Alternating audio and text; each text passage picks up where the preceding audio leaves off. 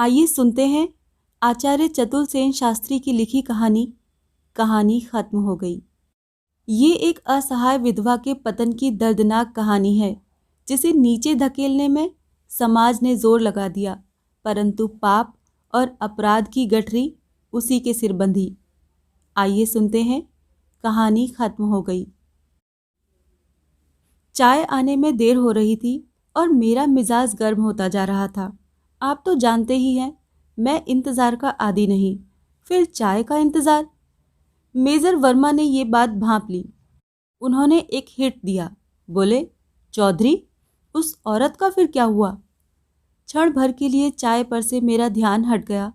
एक सिहरन सी सारे शरीर में दौड़ गई, जैसे बिजली का तार छू गया हो। मैंने चौंक कर मेजर की ओर देखा, पर जवाब देते न बना। बात मुंह से न फूटी। अजीब बेचैनी मैं महसूस करने लगा, लेकिन मेजर वर्मा जैसे अपने प्रश्न का उत्तर लेने पर तुले हुए थे। वे एकटक मेरी ओर देख रहे थे। प्रश्न का मेरे ऊपर जो असर हुआ था उसे मित्र मंडली ने भी भांप लिया। वे लोग अभी गपशप करने में लगे थे, पर विंग कमांडर भारद्वाज ने हंसकर कहा, कौन औरत भाई? उसमें हमारा भी शेयर है। भारद्वाज की हंसी में न मैंने साथ दिया न मेजर वर्मा ने। वर्मा की उत्सुकता उनकी आंखों में प्रकट हो रही थी। मैं उनकी आंखों से आंख न मिला सका। आप ही मेरी आंखें नीचे को झुक गईं। मैंने धीरे से कहा, मर गई। मेजर को छाती पे जैसे किसी ने घूंसा मारा। उन्होंने एकदम कुर्सी से उछलकर कहा, अरे कब? कल सुबह, मैंने धीरे से कहा। मित्र मंडली की गपशप एकदम बंद हो गई। वे सब मेरी ओर देखने लगे। वातावरण एकदम गंभीर हो गया। मेरे चेहरे पर जो वेदना की रेखाएं उभर आई थीं, उन्होंने सभी को अभिभूत कर दिया। सबसे अधिक फील किया मिसेस शुक्ला ने। उन्होंने मेरी ओर खिसक कर अपने नंगे कंधे मेरे कंधों से छुआ दिए। फिर धीरे से पूछा, कौन थी? थी एक गहरी सांस लेकर मैंने कहा, क्या बीमार थी? बीमार कोई और था, लेकिन मर गई वो। मेरा जवाब असाधारण था और मैं एकाएक उत्तेजित और असंयत हो उठा था। मेजर भी जैसे मेरे जवाब से जड़ बन गए थे। इसी से इस औरत के संबंध में सभी की जिज्ञासा जाग गई। वेटर कब चाय रख गया, इसका ज्ञान भी हम में से किसी को नहीं हुआ। भारद्वाज ने कहा, ये तो बहुत ही सीरियस केस मालूम पड़ता है। मेजर वर्मा ने बात बीच में ही पकड़ ली। उन्होंने कहा, सीरियस होने में क्या शक है, लेकिन हुआ क्या? क्या पूरा ही किस्सा सुना दूं? मैंने कुछ दर्द भरे स्वर में कहा। मेरे कहने का ढंग शायद कुछ प्रभावशाली था। सभी मेरे मुंह की ओर देखने लगे। भारद्वाज ने कहा, ज़रूर ज़रूर, पूरा ही किस्सा सुनाइए। मिसेस शर्मा ने चाय का प्याला तैयार किया, मेरी ओर बढ़ाया, कहा, लीजिए, एक सिप लीजिए। मैंने 2 सिप लिए और प्याला एक और टेबल पर रख दिया। फिर मैंने कहा, आप लोग समझते होंगे ज़्यादातर ट्रेजेडी शहरों में होती है, क्योंकि वहाँ संघर्ष है, दिमाग है, कानून है, रुपया है, शान है। सब चुपचाप सुनते रहे। मैं आगे क्या कहना चाहता हूँ, इसी पर सबका ध्यान केंद्रित था। मैंने कहा, लेकिन हमारे देहातों में भी कभी ऐसी ट्रेजेडी हो जाती है जो मनुष्यता और सभ्यता को एक करारा चैलेंज देती है। वहाँ रुपया नहीं है, दिमाग नहीं है, कानून नहीं है, शान नहीं है, केवल दिल है। कमांडर भारद्वाज उछल पड़े, जोर जोर से बोले, अरे यार, तो ये कोई दिल वाला मामला है, तब मैं ज़रूर सुनूंगा। उन्होंने सिगरेट का एक गहरा कश लिया। भारद्वाज का ये गुंडा जैसा टोन मुझे पसंद न आया। वास्तव में मेरा मूड कुछ दूसरा ही था। मैंने व्यंग बाण छोड़ा, कहा, क्यों नहीं, आप दिलफेक जो ठहरे, पर यह कहानी दिल वालों की है। भारद्वाज उतर गए, पर झेप की हंसी हंसते हुए बोले, सुनाओ यार, यहाँ दिलवाले भी बैठे हैं। और एक सिप चाय का लिया। फिर मेजर वर्मा की ओर मुखातिब होकर कहा, आपने तो उसे पुलिस की हिरासत में भी देखा था ना? मेजर ने कहा। जी हाँ। ओह, उस दिल हिला देने वाले वाक़ये को तो मैं ज़िंदगी भर भूल नहीं सकता। खासकर वो घटना जब पुलिस के अफसर ने तरबूज की मिसाल देकर वो झूला मेरे सामने उलट दिया था। तौबा तौबा। मिसेस शर्मा एकदम बौखला उठी। बोली, अजी पहेली न बुझाइए, किस्सा सुनाइए, हुआ क्या? मेजर की आंखें भय से फटी फटी हो रही थीं, जैसे अभी भी वे इस झोले से बाहर हुई चीज को देख रहे थे। मैंने उन्हीं को लक्ष्य कर कहा, उस वक्त तक भी पूरा किस्सा मुझे मालूम न था। सारी बातें तो पीछे मुझे मालूम हुई, पर तब तक तो वो मर ही चुकी थी। अपने पर शर्मिंदा होने और अफसोस करने के अलावा हम कर ही क्या सकते थे। बहुत देर तक मेरे मुंह से बात न फूटी। कितनी ही बातें कल्पना और सत्य की मेरे मानस नेत्रों में नाच उठी। सच पूछिए तो मैं अभी तक उस घटना से मर्माहत न था। अभी एक दिन पहले की ही घटना थी। घाव ताज़ा था। इस क्षण उसकी वे आंखें, आंखों की वो वेदना, निराशा और सारी ही मानव सभ्यता को धिक्कार करने का संदेश जो मृत्यु के समय उसके निस्पंद होंठ दे रहे थे, मेरे नेत्रों में आ खड़े हुए। मेरा कंठ रुक गया। मिसेस शर्मा बहुत विचलित हो गई। उन्होंने कहा, जाने दीजिए, यदि आपको वह किस्सा सुनाने में तकलीफ हो रही है तो मत कहिए, आप चाय लीजिए। उन्होंने एक ताज़ा प्याला तैयार कर मेरे आगे बढ़ाया। उनकी उंगलियां कांप रही थीं और उद्वेग तथा भावावेश से उनका हृदय आंदोलित हो रहा है, ये स्पष्ट दिख पड़ता था। प्याले की ओर मैंने आंख उठाकर भी न देखा और मैंने किस्सा कहना शुरू किया। वो हमारे ही गांव की लड़की थी। उसका बाप हमारी जमींदारी में सर्वहारा था। बूढ़ा और भला आदमी था। हमारा ग्रामीण जीवन शहर के जीवन से सर्वथा भिन्न होता है। आप कदाचित उसकी कल्पना भी नहीं कर सकते। गांव में हम सब छोटे बड़े, ऊंच नीच एक पारिवारिक भावना से रहते हैं। न जाने कब से, संभवतः आदि युग की ये परिवार भावना हमारे गांव में अब तक चली आ रही है। सुनते हैं कि प्राचीन काल में जब नगर नहीं थे, सभ्यता नहीं थी, जीवन अपने ही में केंद्रित था और मनुष्य जीवन संघर्ष को सबसे बड़ा मानता था।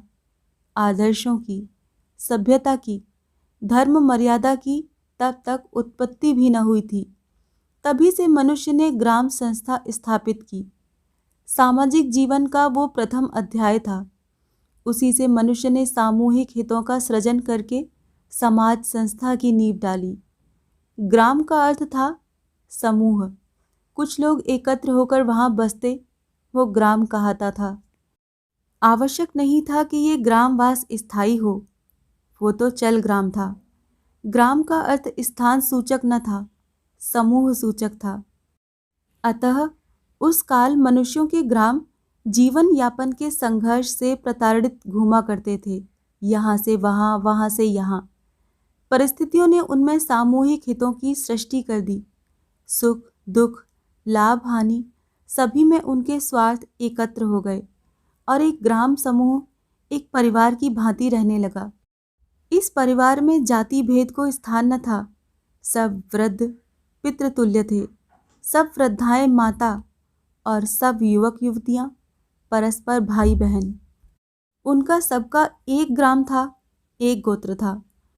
गोत्र का अर्थ था चरागाह, जहां उनके पशु चलते थे। एक ग्राम का परिचय दूसरे ग्राम के मनुष्यों से इसी ग्राम गोत्र के द्वारा होता था। उसी के नाम से वो ग्राम गोत्र प्रसिद्ध होता था। शताब्दियां बीती, सहस्राब्दियां बीती, नगर बसे, सभ्यता का विकास हुआ, जीवन के आदर्श बदले, क्रम बदला, समाज बदला, बदलता चला गया। गांव में भी ये परिवर्तन पहुंचा। सहस्राब्दियों के प्रभाव से भला गांव कैसे अछूता रह सकता था। अब गांव स्थान के अर्थ में था, समूह के अर्थ में नहीं। अब लोगों की बस्ती को गांव कहते थे। समाज में अनेक जातियां हो गई थीं। गंगो गांव में भी अनेक जातियां बसती थीं। हिंदू थे, मुसलमान थे। हिंदुओं में भी ब्राह्मण थे, क्षत्रिय थे, जाट थे, अहीर थे, भंगी थे, चमार थे, धोबी थे, नाई थे। समाज की व्यवस्था के अनुसार वे अपना अपना काम करते थे। गांव में किसानों की ही बस्ती अधिक होती है। जो लोग किसान और किसानों के उपजीवी नहीं होते, वे शहर में, कस्बे में बसते हैं। उनकी वहाँ संपत्ति भी है, जमींदार हैं, किसान हैं, उनके खेत हैं, घर बार हैं, किसी के कम, किसी के अधिक, कोई रईस है, कोई अमीर। इस प्रकार समाज के संगठन का, व्यवस्था का, राजसत्ता का, कानून का, धर्म का, सभी का युगवर्ती प्रभाव गांव पर पड़ा। उससे उनमें परिवर्तन भी आया, पर एक प्राचीनतम बात अभी तक गांव में चली आ रही है, वो है परिवार भावना। गांव की बूढ़ी भंगन को भी ब्राह्मण की पतोहू सास कहकर पाँव पड़ती है। गांव की प्रत्येक लड़की गांव के प्रत्येक लड़के की बहन और प्रत्येक प्रौढ़ की लड़की है। गांव में सब छोटे बड़ों का संबंध, चाचा ताऊ, भाई भतीजा, देवर भाभी, काका आदि पारिवारिक संबंध हैं। यहाँ तक कि गांव की लड़की जिस दूसरे गांव में ब्याही जाती है, उस गांव का पानी भी न पीने वाले वृद्ध पुरुष अब भी गांव में जीवित हैं। ये है हमारे गांव की परिवार परंपरा, शताब्दियों, सहस्राब्दियों से चली आती हुई। हाँ, तो मैं उस लड़की की बात कह रहा था। वो हमारे गांव की लड़की थी और हमारी जमींदारी के सर्वहारा की बेटी थी। हमारा घर जमींदार का घर था। गांव के सारे ही स्त्री पुरुष हमारी रैयत थे। वे हमारे घर आते जाते रहते थे, स्त्रियां भी, पुरुष भी, काम से भी और बेकाम से भी। बाहर पिताजी का दीवान खाना और भीतर जनाने में माताजी का कमरा आने जाने वाले स्त्री पुरुष से भरा ही रहता था। हवेली हमारी बहुत भारी थी। 57 के गदर में अंग्रेज सरकार ने हमारे दादा को 21 गांव इनाम दिए थे और तभी हमारे दादा ने अपनी हवेली के लिए इतनी जगह घेर ली थी कि उसमें आधा गांव समा जाता था। सस्ते का ज़माना था। राज बढ़ई उन दिनों 2-2.5 आना रोज़ मजदूरी लेते, मजदूर 1 आना। बड़े बड़े मेहराब, मोटी मोटी दीवारें, लंबे लंबे दालान भी आज भला बन सकते हैं? अब तो हम उनकी मरम्मत भी नहीं करा सकते। हवेली वीरान होती जा रही है। अब तो न हाथी, न घोड़े, न रथ, न बहली, इनके सब थान वीरान पड़े हैं। अब तो सिर्फ ये मोटर है और हम हैं। मैं असल बात से दूर होकर बहकता जा रहा था। भीतर मेरे रक्त में एक गर्मी सी आ रही थी और जोश में ये सब बातें कहे जा रहा था। एकाएक मुझे ध्यान आया, असल मुद्दे की बात तो पीछे ही रह गई। परंतु सब सन्नाटा बांधे सुन रहे थे। सब जैसे किसी अतीत उदारचित वातावरण में पहुंच चुके थे। मैंने ज़रा रुककर कहना शुरू किया। उन दिनों मैं कॉलेज में लॉ का फाइनल दे रहा था। दशहरे की छुट्टियों में जब मैं घर आया तो पहली बार उसे देखा। देखा कहना ठीक ना होगा, मुझे कहना चाहिए पहली बार मेरा ध्यान उसकी ओर गया। इससे पहले बहुत बार देख चुका था। रूखे बिखरे बाल, मैला मोटा ओढ़ना, पुराना घाघरा, नंगे धूल भरे पैर, पर रंग गोरा। लेकिन गांव में ऐसी बहुत लड़कियां थीं। राह वाह में, खेत में बहुधा मिल जाती थीं। मैं तो जमींदार का लड़का था, शहर में पढ़ता था, सूट बूट पहनकर ठसक से गांव में निकलता था। सो किसी लड़के लड़की की क्या मजाल जो मुझसे बात करे। मुझे देखते ही वे सहम कर पीछे हट जाते थे। जो समझदार होते थे वे सलाम करते थे। सयानी लड़कियां ओट में छिप जाती थीं। छोटी कौतुक से मुझे देखती थीं। इसी से इस लड़की पर भी पहले कभी मेरा ध्यान नहीं गया। पर इस बार की बात जुदा थी। मैं घर कोई 1.5 साल में आया था। पिछली गर्मी की छुट्टियों में यूनिवर्सिटी की टीम कश्मीर चली गई थी। मैं भी उसमें चला गया था, अतः छुट्टियों में घर नहीं आया था। घर में दशहरे की सफाई सजावट की धूमधाम थी। भाभियां घर सजाने में व्यस्त थीं और वो उनकी सहायता कर रही थी। अब उसके बाल बिखरे न थे, ठीक ठीक बालों की मांग निकली थी। कपड़े सलीके के शहरी ढंग के बारीक और बढ़िया थे। स्वस्थ तारुण्य उसकी एड़ियों में झांक रहा था। जीवन की ताजगी से वो लहलहा रही थी। जीवन में पहली बार किसी लड़की को मैंने रुचि से देखा था। उसका चेहरा गुलाब के समान रंगीन और आंखें तारों के समान चमकीली थी। वो हंसती नहीं थी, फूल बिखेरती थी, चलती न थी, धरती को डगमग करती थी। मैं क्या कहूँ, मुझे एक ही क्षण में ऐसा प्रतीत हुआ कि जैसे 10-5 अंगीठियाँ मेरे अंग में धधक रही हैं और मैं तप कर लाल हो रहा हूँ। आग की लपटें मेरी आंखों से निकलने लगीं और मैं वहाँ से लड़खड़ाता हुआ ऊपर कमरे में आकर औंधे मुंह पलंग पर पड़ रहा। मैंने समझा मुझे बुखार चढ़ गया है। इतना कहकर मैं ज़रा चुप हुआ। बीते हुए दिन एक एक करके नेत्रों में आने लगे, लेकिन कमांडर भारद्वाज बेचैन हो रहे थे। उन्होंने इत्मीनान से कुर्सी पर आसन जमाते हुए कहा, कहे जाओ दोस्त, मामला ठंडा मत होने दो।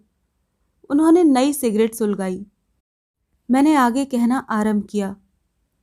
वो मुझे देखकर लजाई थी, मुस्कुराई थी, भाभी की ओट में छिप गई थी। छिपकर उसने फिर मुझे देखा था।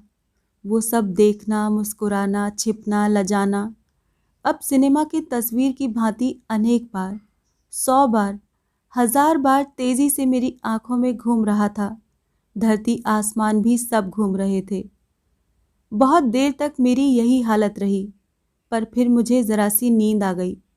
जगने पर मेरा मन कुछ शांत था। मुझ में समझ आ गई थी। अभी हृदय मेरा कोरा था, तारुण्य मेरा निर्दोष था।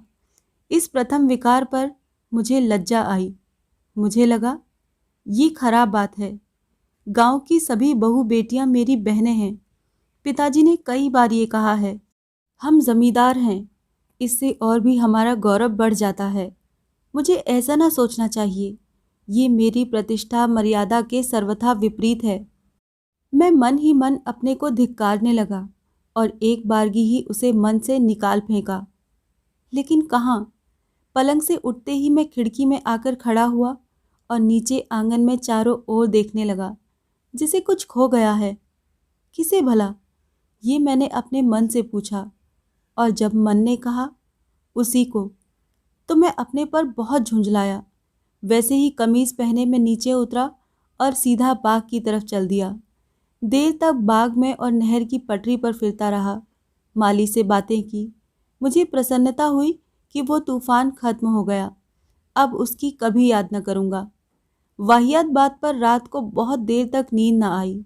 उसका वो मुस्कुराना, लजाकर भाभी की ओट में छिप कर देखना। वाहियात, वाहियात, ये सब खुराफात, गंदी बातें हैं। भला इनसे मुझे क्या सरोकार? लेकिन नींद नहीं आ रही थी। मैंने एक मोटी सी कानून की किताब उठा ली और एक कठिन कानूनी नुक्ते पर कुछ रूलिंग्स पढ़ने लगा।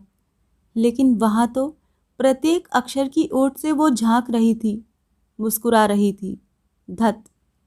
भारद्वाज जोर से हंस पड़े। मैंने कहा, ठीक है, आप हंस सकते हैं। मेरे दुष्चरित्र और दुराचार का ये प्रमाण जो आपको मिल गया। मैं चुप हो गया और मैंने आंखें बंद कर ली। लेकिन वही तरबूज! एक प्रकार से मैं चीख उठा। मेजर वर्मा ने कहा, रहने दीजिए, बाकी कहानी फिर कभी सुन ली जाएगी। अभी आपकी तबीयत दुरुस्त नहीं है। लेकिन मैंने कहना आरंभ कर दिया। दूसरे दिन मैंने उसे नहीं देखा। ये नहीं कह सकता कि देखना नहीं चाहा, पर मैंने अपने मन को रोकने में कोई कोर कसर नहीं रखी। पर बेकार, उसकी छिपी हुई नजरें झांकती ही रहीं, उसके होंठ मुस्कुराते ही रहे। मैंने सुना उसकी सगाई हो गई है और इसी सालग में उसका ब्याह होगा। दशहरे के दिन मेरा तिलक चढ़ा। बहुत धूमधाम हुई। गाजे बाजे, जश्न, दावत, कहाँ तक कहूँ। पिता का सबसे छोटा बेटा था। वे सबसे अधिक मुझको प्यार करते थे। भीड़ भाड़ में एक होकर मैंने देखा। हर बार मुझे प्रतीत हुआ वो मुझको देख रही है। छुट्टियां समाप्त होने पर मैं हॉस्टल में लौट आया। धीरे धीरे वो उन्माद बीत गया। स्मृति अवश्य बनी रही, वो भी धुंधली होते होते छिप गई। अगले वर्ष मेरी शादी हुई। सुषमा ने आकर मेरे जीवन को एक नया मोड़ दिया। सुषमा जैसी पत्नी पाकर मैं कृतार्थ हो गया। वो जैसी सुशिक्षिता है, वैसी ही शीलवती, परिश्रमी और हंसमुख स्वभाव की है। उसके प्रेम, सेवा और विनय में मैं उसमें लीन हो गया। उस लड़की की याद करके और अपनी हिमाकत का विचार करके कभी कभी मुझे हंसी आ जाती थी, पर कभी मैंने किसी से अपने मन का ये कलुष कहा नहीं। परीक्षा पास करके मैं घर पर रहकर जमींदारी की देखभाल करने लगा। खेती और बागवानी का मुझे शौक था, उसमें मैंने मन लगाया। बड़े भाई डिप्टी कलेक्टर होकर बिहार चले गए थे, पिताजी का स्वर्गवास हो गया। मझले भाई भी केंद्र के शिक्षा विभाग में अंडर सेक्रेटरी हो गए थे। घर पर केवल मैं अकेला रह गया।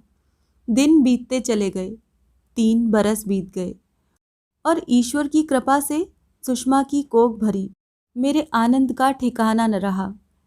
एक दिन बूढ़े सर्वहारा रोते हुए मेरे पास आए।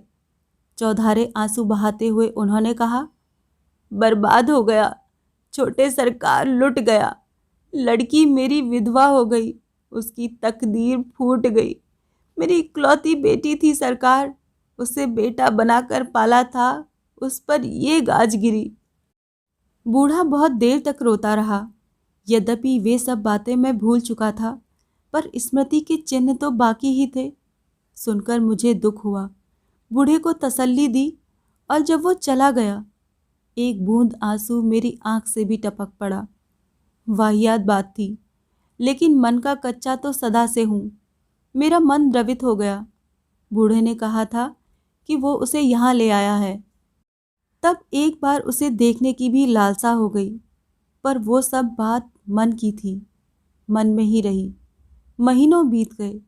कभी कभी उसका ध्यान आता, दया आती, पर कुछ विशेष आकर्षण न था। सुषमा धीरे धीरे कमज़ोर और पीली पड़ती जा रही थी। मुझे उसकी चिंता थी। ज्यों-ज्यों डिलीवरी का समय निकट आ रहा था, मेरी उद्विग्नता बढ़ती जाती थी। इन सब कारणों से मैं उस बेचारी विधवा को भूल ही गया। सुषमा के प्यार ने मुझे अभिभूत कर लिया था। सुषमा मेरे जीवन का आधार थी और अब मैं इस प्रकार के विचारों को भी मन में रखना पाप समझता था। मुझे पाकर सुषमा भी खुश थी। वो देवता की भांति मेरी पूजा करती थी। मिसेस शर्मा एकदम द्रवित हो उठी। उन्होंने कहा, भाई बंद करो, आप सचमुच देवता हैं। आप जैसा पति पाने के कारण तो मैं सुषमा बहन से ईर्ष्या करती हूँ। मैं जैसे चीख पड़ा। मेरे गले की नसें तन गईं और मुट्ठियाँ भिज गईं। मैंने कहा, श्रीमती जी, जल्दी अपनी राय कायम न कीजिए, पूरी कहानी सुन लीजिए। मेरी वहशत और भावभंगी देख मिसेस शर्मा डर गईं। वे फटी फटी आंखों से मेरी ओर टुकुर टुकुर देखने लगी। मैं इस योग्य न था कि इस समय उनसे अपने अशिष्ट व्यवहार के लिए क्षमा मांगूं। मैंने कहानी आगे बढ़ाई। एक दिन देखता क्या हूँ कि वो सुषमा के पास बैठी है। इस समय वो यौवन से भरपूर थी। उस समय यदि वो खिलती कली थी तो आज पूर्ण विकसित पुष्प। परिधान उसका साधारण था, पर स्वच्छता और सलीका, जो बहुधा देहात में नहीं देखा जाता, उसकी हर अदा से प्रकट होता था। उसका रंग अब जरा और निखर गया था। अंग भर गए थे और रूप की दोपहरी उस पर चढ़ी थी। अथवा एक ही शब्द में कहूँ तो वो इस समय बसंत की फुलवारी हो रही थी। एकाएक मैंने उसे पहचाना नहीं, पर दूसरे ही क्षण जब उसने उठकर हाथ जोड़कर मुस्कुराकर मुझे प्रणाम किया, मैंने उसे पहचान लिया। हाय रे तकदीर, वही मुस्कुराहट, वही चितवन है। क्षण भर को मेरे शरीर में रक्त की गति रुक गई और मेरे पैर कांपने लगे। साहस करके मैंने पूछा, अच्छी हो? तो उसने लाज से सिर झुकाकर सिर्फ जी कह दिया। छी छी, फिर से वही भूली हुई बातें न जाने कहाँ से जीवित हो उठी। वही मुस्कुराना, छिपना और आंखें। मैं तेजी से भाग आया, सीधा ऊपर जा दरवाज़ा बंद करके अपने शयनागार में आ पड़ा, एक आहत हिरन की भांति, जिसे अभी अभी शिकारी ने तीर मारा हो। उस दिन मैंने खाना नहीं खाया, सिर दर्द का बहाना करके पड़ा रहा। सुषमा की परेशानी ने मुझे और भी पागल बना दिया। कभी यूडिक्लोन सिर पर डालती, कभी नरम नरम हथेलियों से सिर दबाती, कभी बाल सहलाती, कभी डॉक्टर को बुलाने का आग्रह करती। मुझ बेईमान पाखंडी मक्कार के लिए वो उस एक ही दिन में आधी रह गई। मैंने जलती हुई आंखों से मिसेस शर्मा की ओर देखा और कहा, कहिए, अब कहिए, अब भी आपको सुषमा पर ईर्ष्या होती है? परंतु अभी जरा और ठहर जाइए। एकाएक मेरी आवाज़ मुर्दे के जैसी मरी हुई हो गई। खूब जोर लगाकर मैं कहने लगा। दूसरे दिन सुबह होते ही मैं जमींदारी के ज़रूरी काम का बहाना करके इलाके पर चला गया। 6-7 दिन तक मैं घर नहीं लौटा। आप दाद दीजिए मेरे जानवरपन की। जबकि सुषमा की ये हालत थी, इस कदर नाजुक, कोई उसे देखने वाला न था। पहली ही डिलीवरी थी उसे, और नफ्स का गुलाम कहाँ, किस हालत में फिर रहा था। मैं आपसे नहीं छिपाना चाहता कि मुझे न खाना भाता था, न नींद आती थी, न दिन चैन पड़ता था, न रात को कल पड़ती थी। वही शैतान आंखें, वही मुंह छिपाकर मुस्कुराना, वही गहरे गुलाबी गाल, कमबख्त न जाने कहाँ से उभरे चले आते थे मेरी बदनसीब नज़रों में। जैसे मेरे रक्त की प्रत्येक बूंद में उन आँखों का खेत उगाया था। उस चितवन की, उस मुस्कान की रिमझिम बरसात हो रही थी। जी हाँ, एक क्षण को भी मैं उसे न भूल सका। एक क्षण को भी मैंने सुषमा को याद नहीं किया। एक क्षण को भी मैंने उसकी असहायावस्था पर गौर न किया। अंत में मैंने अपने आप को धिक्कारा। मन में पक्का इरादा किया, उस शैतान को मैं गांव से निकाल दूंगा, एक क्षण भी न रहने दूंगा। 7वें दिन मैं घर लौटा। अभी दहलीज पार करके मैं सुषमा के कमरे में जा ही रहा था कि देखता क्या हूँ, सामने से वो आ रही है। मुझे देखकर वो ठिठक रही। निकट आने पर उसने मुस्कुराकर और हाथ जोड़कर मुझे नमस्कार किया। फिर वो मुस्कुराती हुई ही चली गई। अजी, मुस्कुराती हुई नहीं, मेरे मन में छिपी समूची वासना का सांगोपांग विवरण पढ़ती हुई। वो गहरे लाल रंग का लहंगा और उस पर चिलकेदार दुपट्टा पहने हुई थी। भाड़ में जाइए। गुस्से से होंठ चबाता हुआ मैं सुषमा के कमरे में पहुंचा। कल ही से उसे ज्वर था। मुझे देख वो मुस्कुराई और मैं उसकी जलती हुई हथेलियों को मुट्ठी में दबाए देर तक चुपचाप बैठा रहा। कुछ बोलने की ताब ही न रही। सुषमा ही बोली, गुमसुम क्यों हो? कुछ नहीं, बहुत थक गया हूँ, बहुत दौड़ धूप करनी पड़ी। सुषमा एकदम व्यस्त हो उठी। वो लेटी न रह सकी। उसने अधीर स्वर में कहा, मुंह कैसा सूख गया है, बिस्तर लगवाती हूँ, जरा सो रहो। उसने आवाज़ दी, अरे, और वो आ खड़ी हुई। मैंने उसकी ओर नहीं देखा। सुषमा ने कहा, ज़रा झटपट यहीं बिस्तर लगा दे, बाबूजी की तबीयत ठीक नहीं है। मैंने बहुत नानू की। वहाँ सुषमा के सामने मैं अपनी दुर्बलता प्रकट नहीं करना चाहता था। मैंने कहा, नहीं नहीं, ऐसा ही है तो मैं ऊपर अपने कमरे में जा सोऊंगा, मगर तुम आराम करो, तुम्हें ज्वर है। पर उस साध्वी प्रतिपाणा को अपने ज्वर की क्या चिंता थी? क्या उसे उस पाखंडी के मन का भी हाल मालूम था? उसने कहा, तो जा बहन, ऊपर ही जाकर बिस्तर लगा दे। मेरा निषेध सुषमा ने माना नहीं, उसे भेज दिया। मैं जड़ बना वहीं बैठा रहा। वो लौट कर आई। उसी तरह मुस्कुराकर उसने कहा, भैया जी का बिछौना बिछा है। भैया जी? ये शब्द जैसे बंदूक की गोली की भांति मेरे मस्तिष्क में घुस गया। लेकिन मुझे तो गांव की सभी लड़कियां भैया जी ही कहती हैं। वही गांव का प्राचीन पारिवारिक संबंध। परंतु इस समय तो ये शब्द मेरे मुंह पर एक तमाचा था। मैं वहां न ठहर सका। तेजी से उठकर ऊपर अपने कमरे में बिस्तर पर आ पड़ा। कमरे की चटखनी भीतर से चढ़ा ली। क्यों, मैं कह नहीं सकता। बहुत देर तक मैं सोता रहा।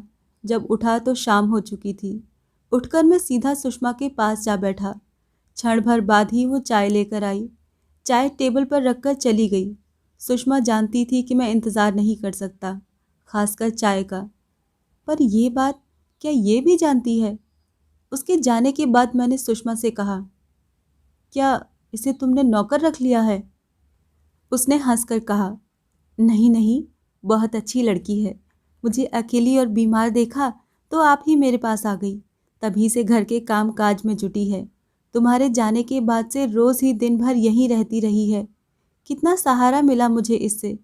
तुम्हारे ऊपर जाने के बाद ही मैंने इससे कह दिया था कि तुम चाय का इंतज़ार नहीं कर सकते, चाय तैयार कर देना।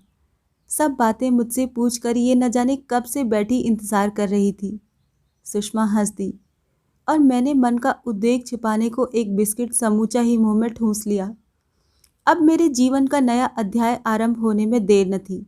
मुझे सुषमा शीघ्र ही कुसुम कोमल पुत्र देगी, जो हम दोनों के प्रेम का जीता जागता प्रमाण होगा। अब मुझे इस शैतानी विचार को मन में नहीं लाना चाहिए। फिर मेरा अपना चरित्र है, प्रतिष्ठा है, उसका भी तो मुझे ख्याल रखना चाहिए।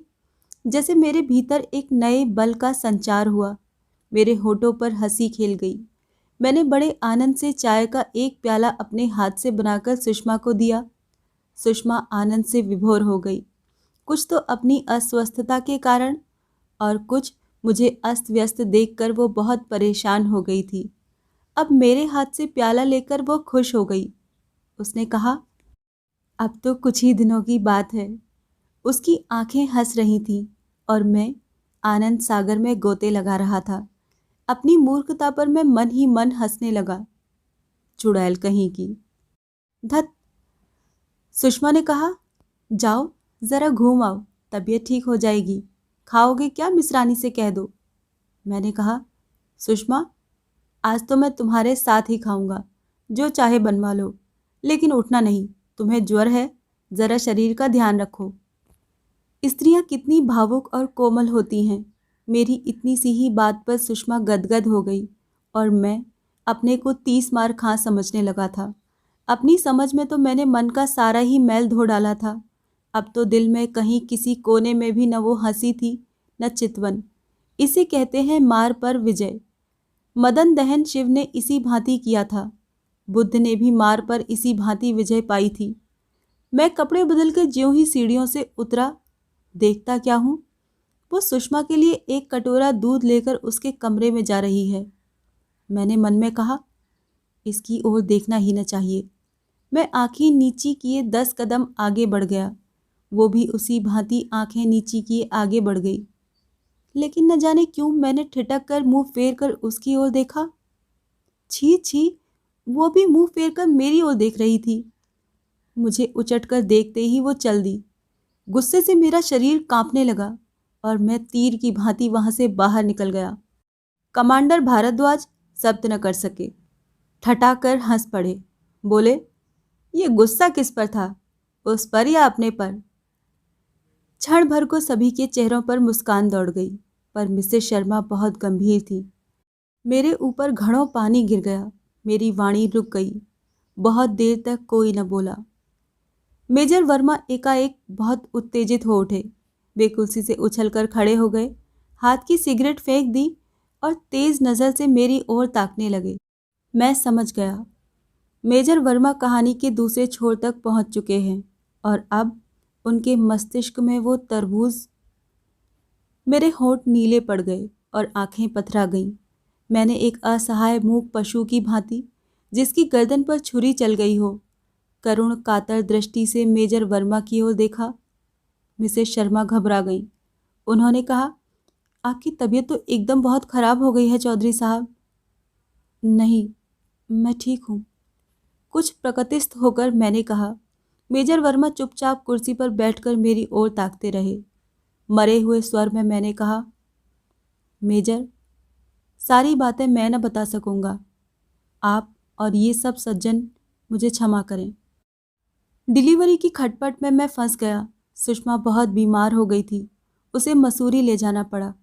पुत्र जन्म का उत्सव धूमधाम, शोरगुल, गाजे बाजे से हुआ। ये सब बातें क्या कहूँ। 4-5 महीने इन सब बातों को बीत गए। एक दिन शाम को जब मैं घूमकर लौट रहा था, गांव की जनशून्य राह पर मैंने देखा, चादर में लिपटा हुआ कोई खड़ा है। वही थी और मेरी ही प्रतीक्षा में खड़ी थी। निकट पहुंचने पर उसने कहा, बड़ी देर से खड़ी हूँ, ज़रा उधर चलिए, मुझे आपसे कुछ कहना है। सच पूछिए तो मैं अब उससे सचमुच ही कतराने लगा था। वो नशा तो काफूर हो चुका था और इधर महीनों से उससे मुलाकात ही नहीं हुई थी।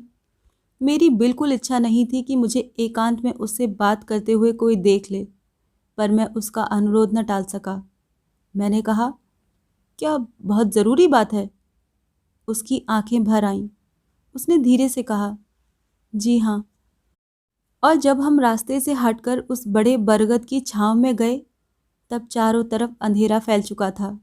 उसने एक ही वाक्य में वो बात कह दी, सुनकर मैं ठंडा पड़ गया। मेरे मुंह से बात न निकली। बहुत देर तक वो मेरे उत्तर की प्रतीक्षा करती रही। फिर उसने धीरे से कहा, आपको मैं न किसी झंझट में डालना चाहती हूँ, न आप पर मैं कोई बोझ लादना चाहती हूँ। सब कुछ मैं स्वयं भुगत लूँगी, परंतु पिताजी का देहांत हो चुका है। मेरा अब पृथ्वी पर कोई नहीं है। आप गांव के राजा हैं, रियाया के माई बाप हैं। मैं और किसी अधिकार से बात नहीं कहती। किसी बदनामी के भय से आप डरे नहीं। मर जाऊंगी पर आपका नाम न लूँगी। परंतु मैं औरत हूँ, मेरा कोई हमदर्द नहीं। आप ही अब मुझे राह बताइए। मैं शर्म से गढ़ा जा रहा था। समझ रहा था कि वो औरत मुझे कितना कायर समझ रही है। ये कुछ झूठ भी न था। मैंने अंत में कहा, मुझसे क्या चाहती हो? मैं तुम्हारे लिए क्या कर सकता हूँ? आखिर मैं एक इज्जतदार आदमी हूँ। तुम्हें ये सोचना चाहिए। सोचकर ही तो कह रही हूँ। क्या तुम कुछ रुपया पैसा चाहती हो? नहीं। तब क्या चाहती हो? अपनी इज्जत बचाना। आप राजा रईस हैं, मैं गरीब, अनाथ, विधवा, रांड स्त्री हूँ। जिस परिस्थिति में मैं फंस गई हूँ, उसके लिए मैं अकेले आपको जिम्मेवार नहीं ठहरा सकती। दुर्बलता मेरी भी थी। फिर मैं तुच्छ स्त्री हूँ, सभी भोग मैं ही भोग लूँगी, पर इज्जत आबरू मेरी भी है। मेरे पिता आपके एक ईमानदार सेवक थे। मैं आपके गांव की बेटी हूँ। मेरी बदनामी गांव की बदनामी है, वो मैं न होने दूंगी। इसमें आप मेरी मदद कीजिए। कैसी मदद? रुपया पैसा तो तुम चाहती ही नहीं। जी नहीं। तब मैं क्या करूं? गांव के किसी इज्जतदार गरीब ठाकुर से मेरा ब्याह करा दीजिए। इज्जतदार ठाकुर क्यों ब्याह करने को राजी होगा?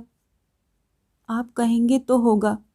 मेरा सहारा हो जाएगा, मेरा कलंक ढका रह जाएगा और मैं अपनी सेवा से उसे प्रसन्न कर लूंगी। अब आप मेरे दिल की बात सुन लीजिए। मेरी आंखों में अब मेरे पुत्र का निर्मल हास्य खेल रहा था। सुषमा प्रसव के बाद मसूरी से लौटने पर अधिक आकर्षक हो गई थी। मैं अपनी लंपट वृत्ति पर खींच रहा था और अब वो आग तो सर्वथा बुझ ही चुकी थी, पर उससे जलकर जो फफोला पड़ गया था, वो इतना भारी जंजाल हो उठेगा, ये मैंने कभी न सोचा था। और अब मुझे इस औरत में कोई दिलचस्पी न थी। इससे सब भांति पीछा छुड़ाने और भविष्य में अपने दाम्पत्य का पूरा आनंद लेने को मैं बेचैन था। कुछ रुपए पैसे की बात होती तो मैं उसे दे देता, पर उसका ब्याह रचाना, ये तो एक नया से दर्द था। अब भला मैं किससे कहूँ, कैसे कहूँ? सुनकर कोई क्या समझेगा, क्या कहेगा?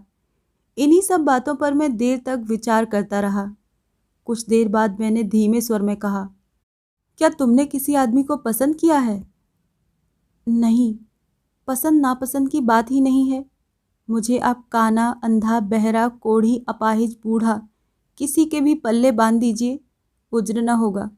बस मेरी लाज ढकी रह जाएगी, मेरे पिता का कुल न कलंकित हो। उस समय मैं उस एकांत में उससे अधिक बात करने को सर्वथा अनिच्छुक था। मैंने केवल टालने की दृष्टि से कह दिया, अच्छा, देखूंगा। मैं चलने लगा। उसने कहा, जरा रुकिए, एक बात और है। क्या? वो कल गढ़ी में आकर सबके सामने कहूंगी, यहाँ कहना ठीक नहीं है। अच्छा, कहकर मैं चल दिया। दूसरे दिन पहर दिन चढ़े वो गढ़ी में आई। आकर सीधी कचहरी में जाकर दीवान जी के पास जा खड़ी हुई। उसने कहा, छोटे सरकार से अर्ज करने आई हूँ। दीवान जी उसे मेरे पास ले आए। धड़कते हृदय से मैं सोच रहा था, अब ये यहाँ किस लिए आई है? परंतु उसने एक साधारण रैयत की भांति अधीरता दिखाकर कहा, सरकार, मैं असहाय विधवा स्त्री हूँ। मेरे पिता ने मरते दम तक रियासत की ईमानदारी से सेवा की है। अब न मेरे माँ बाप हैं, न कोई हितु संबंधी। आप गांव के राजा हैं, इसी से मैं आपकी शरण में आई हूँ। मेरा दम घुट रहा था, पर मैंने मन पर काबू रखकर पूछा, क्या चाहिए तुम्हें? सरकार, एक भैंस यदि मुझे खरीद दें तो उसका दूध घी बेचकर अपना भी पेट पाल लूंगी, सरकार का भी कर्जा चुका दूंगी। मैंने बिना किसी आपत्ति के उसे भैंस खरीदवा दी। वो कहती तो मैं उसे 2-4 हज़ार रुपये भी दे सकता था। मैं जानता था कि वो उसका अधिकार था, पर उसने तो मुझसे केवल वही मांगा था जो एक साधारण रैयत जमींदार से मांगती है। अब ये कैसे कहूँ कि उसकी ये मांग मेरी प्रतिष्ठा के लिए ही थी या उसकी प्रतिष्ठा के लिए। उसके बाद वो और 2-4 बार मुझसे एकांत में मिली और ब्याह की बात पर उसने जोर दिया। मैंने टाल-टूल की और अंत में मैंने साफ इनकार कर दिया। उस दिन अकस्मात पुलिस दलबल सहित उसे लेकर गढ़ी में आ गई। मामला क्या है, इसे जानने के लिए उसके साथ बहुत लोगों की भीड़ थी। सब भांति-भांति की बातें कर रहे थे। पुलिस वालों ने उसे मारा पीटा भी था। चोट के निशान उसके मुंह और शरीर पर थे। उसके वस्त्र जगह जगह से फट गए थे। बाल उसके बिखरे थे और चेहरे पर मुर्दनी छाई थी। आंखें उसकी फटी फटी सी हो रही थी। शरीर में जगह जगह खून लगा था। होठों से भी खून बह रहा था। पुलिस का अफसर सुशिक्षित तरुण था। वो मुझे जानता था। कहना चाहिए मेरा मित्र था। पुलिस ने एक औरत के साथ मारपीट की है मेरे गांव में आकर। ये बात जानकर गुस्से से मैं पागल हो गया। मेजर वर्मा उस दिन वहीं थे। गुस्सा इन्हें भी बहुत आया। हम लोगों ने पुलिस को खूब खरी खोटी सुनाई। मैंने कहा, उसने क्या जुर्म किया है क्या नहीं, इसकी बात मैं नहीं कहता, पर आपको इसे मारने पीटने का कोई अधिकार न था। पुलिस अफसर ने शांतिपूर्वक हमारा, मेरा और मेजर साहब का गुस्सा सहन किया। फिर उसने कहा, चौधरी साहब, मुझे आपसे एकांत में कुछ कहना है। यदि गांव आपका न होता तो मैं यहाँ आता भी नहीं, इसे थाने में ले जाता, पर आपका मुझे बहुत लिहाज था, इसी से। मैंने कहा, आखिर मामला क्या है? आप ज़रा दूसरे कमरे में चलिए। मैं, मेजर वर्मा, वो पुलिस अफसर दूसरे कमरे में चले आए। अफसर के कहने से मैंने भीतर से चटकनी चढ़ा दी। किसी अज्ञात भय से मेरी अंतरात्मा कांप उठी। मैं एकटक पुलिस अफसर के मुंह की तरफ देखने लगा और तब उसने तरबूज की मिसाल दी और मैं अब बयान नहीं कर सकता। मेजर वर्मा कहेंगे, इन्होंने वो सब देखा है। बेशक मैंने देखा था। ऐसा खौफनाक, दिल हिला देने वाला वाकया जिंदगी भर मैंने नहीं देखा था। कुछ ठहरकर मेजर वर्मा बोले। अफसर ने मेरी तरफ देखकर, क्योंकि मैं ही ज्यादा गर्म हो रहा था, व्यंग्यपूर्ण भाषा में कहा, जनाब, आप एक तरबूज लेकर उसे सिर से ऊपर उठाकर पटक दें तो क्या कह सकते हैं कि उसका क्या परिणाम होगा? उस नौजवान पुलिस अफसर की ये दिल लगी मुझे न भाई। मैंने जरा गर्म लहजे में कहा, तरबूज फट जाएगा। लेकिन आपका मतलब क्या है? इस औरत ने क्या तरबूज की चोरी की है? जी नहीं। क्या किया है देखिए। उसने कांस्टेबल को संकेत किया और उसने हाथ में लटकते हुए झोले को जमीन पर उलट दिया। एक वजनी सी चीज धमाके के साथ जमीन पर आ गिरी। वो एक ताज़ा बच्चे की लाश थी। मिसेस शर्मा के मुंह से चीख निकल गई। भारद्वाज हाथ की सिगरेट फेंक कर खड़े हो गए। दूसरे लोग भी अवाक रह गए। भारद्वाज ने कहा, क्या? ताज़ा बच्चे की लाश? Oh my God! लेकिन मेजर वर्मा ने आगे कहना जारी रखा, बच्चे को शायद पत्थर या किसी सख्त चीज पर पटका गया था, जिससे उसका सर उसी तरफ फट गया था जैसे ऊंचे से फेंक देने से तरबूज फट जाता है, और उसके भीतर से लाल लाल लोहू। तौबा तौबा। मेजर वर्मा वाक्य पूरा किए बिना ही सिर पकड़कर बैठ गए। फिर उन्होंने कहा, पुलिस अफसर ने बताया कि ये औरत तस्लीम करती है कि पहले हमल गिराया गया, लेकिन बच्चा जिंदा पैदा हुआ। उसका गला घोंटकर मार डालने की चेष्टा की गई, पर बच्चा मरा नहीं। तब उसे चक्की के पत्थर पर सिर के बल पटक दिया गया। उससे उसका सिर फट गया। पुलिस ने बताया कि मार खाने पर ही इन सब बातों का पता इसने बताया है, पर बच्चा किसका है ये किसी हालत में बताती नहीं है। इसी से हम निरुपाय इसे यहाँ ले आए हैं। उसने चौधरी साहब से आग्रह किया था कि वो इस औरत से उस आदमी का पता पूछे और कानून की मदद करें। चौधरी तब बहुत परेशान हो उठे थे। इसका कारण मैं तब नहीं समझा था, अब समझा कि अब फिर मैं कहने लगा। कचहरी में मैं पागल की भांति चीख उठा कि उस बालक का पिता मैं था। जी हाँ, उस बालक का पिता मैं था। वो मेरा बच्चा था, वैसा ही जैसा सुषमा की गोद में हंस खेल रहा है। लेकिन मिसेस शर्मा भी एकदम उठ खड़ी हुई। उन्होंने कहा, बस बस चौधरी साहब, अब ख़त्म कीजिए। और वो बिना कुछ कहे चल खड़ी हुई। परंतु मैंने कहा, अब तो थोड़ी सी ही बात रह गई है। मेजर तो तुरंत वहाँ से चल दिए थे। मेरे लिए मामला रफा दफा करना लाजमी हो गया। पुलिस को विदा कर और अपराध का खोज पता मिटाकर उसे मैंने उसके घर भिजवा दिया। थोड़ी देर बाद एक पड़ोसी के हाथ उसने भैंस मेरे पास भिजवा दी और इसके कुछ ही देर बाद मुझे सूचना मिली कि वो मर गई। कहानी खत्म हो गई और सन्नाटा छा गया। चाय प्यालों में भरी हुई ठंडी हो गई थी, पर किसी ने उसे छुआ भी नहीं। एक एक करके चुपचाप सब लोग उठकर चल दिए। मुझे प्रतीत हुआ जैसे एक लानत की नज़र मेरे ऊपर फेंक कर मैं खामोश बैठा था। मेरा सिर घूम रहा था। आंखों में उस झोले में से निकली हुई चीज़ और सुषमा की गोद में खेलता हंसता हुआ मेरा पुत्र। होठों से खून बहाती फटे कपड़ों में लांछिता वो नारी और गृहिणी गौरव मंडिता सुषमा, सब मूर्तियां जैसे घुल मिलकर मेरे चारों ओर तेजी से चक्कर काट रही थीं। भय और आवेश से मैं चिल्ला उठा। मुझे इतना ही होश है, मेजर वर्मा ने मुझे घसीटकर अपनी मोटर में डाला था। इसके बाद तो मैं बेहोश हो गया। ये थी आचार्य चतुल सेन शास्त्री की लिखी कहानी। कहानी खत्म हो गई।